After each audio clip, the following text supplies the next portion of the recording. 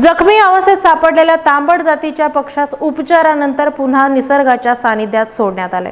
शहरातील कंबर तलाव परिसरात एका शाळेच्या आवारात तांबट पक्षी जखमी अवस्थेत आढळून आला। त्याला दोन्ही डोळ्याच्या मध्ये जखम झाल्याचं पाहावयास मिळालं।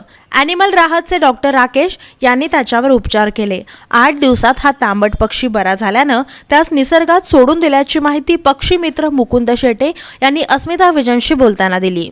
6 मार्च रोजी चंद्रभागा वेलगोर प्रशालेच्या परिसरामध्ये एक जखमी अवस्थेत तांबट पक्षी मिळाला होता।